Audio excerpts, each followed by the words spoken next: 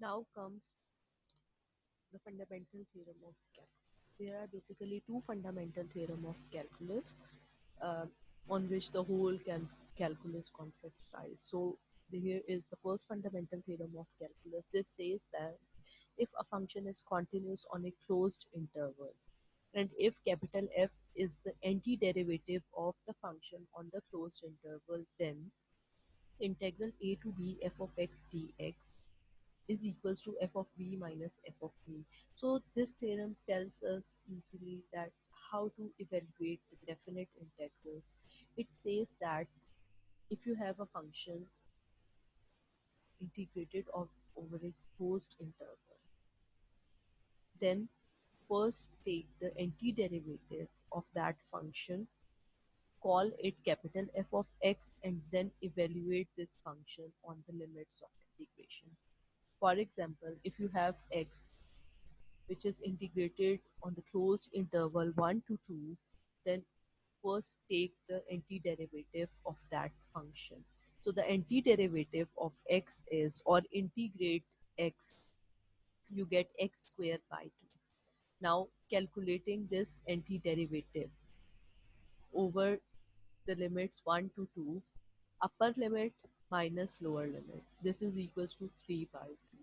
So this is basically the method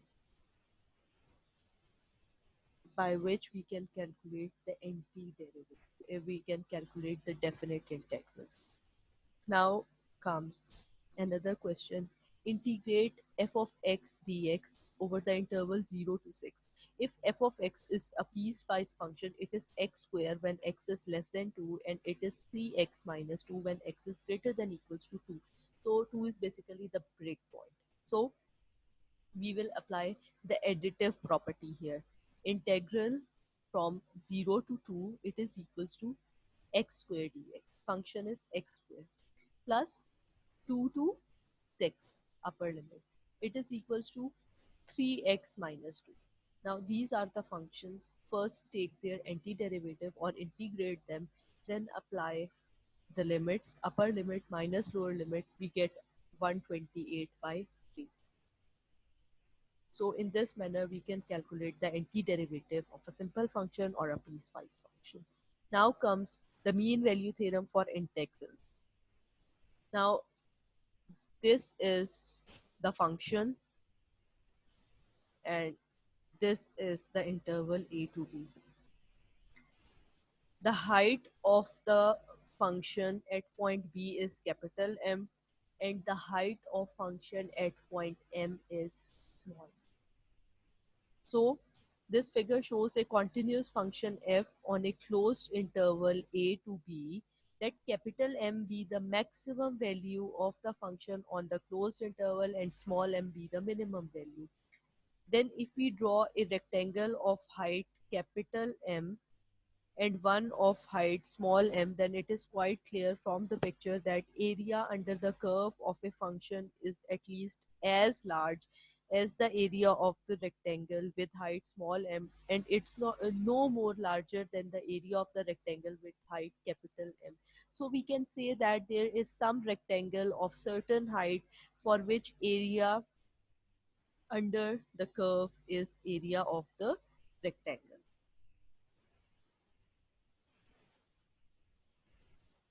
This means that if this is the interval, this is the function whose integral you are taking on this closed interval, then the area under the curve, uh, the value of the area under the curve will never be more than capital M, or it won't be less than small m.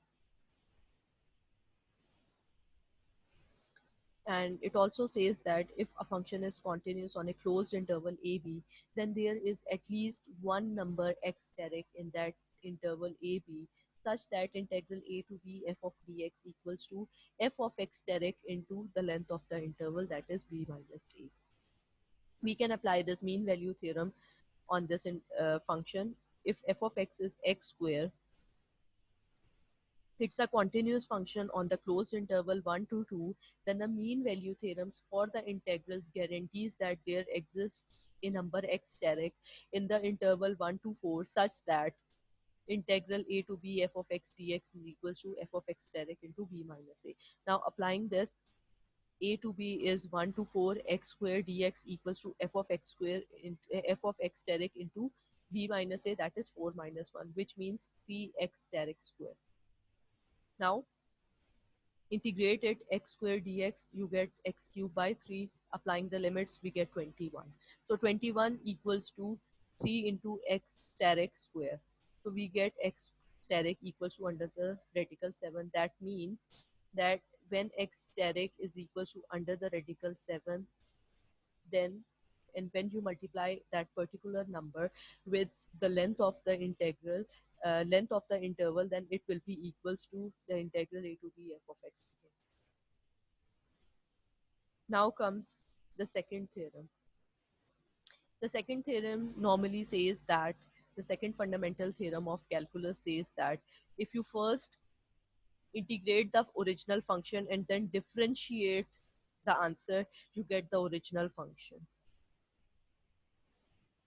So this is the mathematical form of second fundamental theorem of calculus, that if f of x is equals to x cube and it is integrated over the interval 1 to x, then taking its integral, that is this answer, and now differentiating this, we get original function x cube. Now comes the net change theorem. The net change theorem in a differentiable function f of x over the interval a to b is basically the integral of its rate of change. So f of b minus f of a is equals to integral a to b f dash of x dx.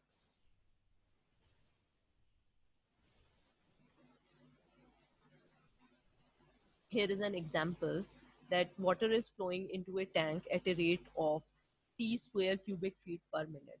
How much water flows into the tank over the time interval 1 to 5? So the lower limit is 1, the upper limit is 5, and we have to integrate t square over that interval. So integrating t square over the interval 1 to 5, I am getting 124 by 3. So from minute 1 to minute 5, there flows a total of 124 by 3 cubic feet into the tank.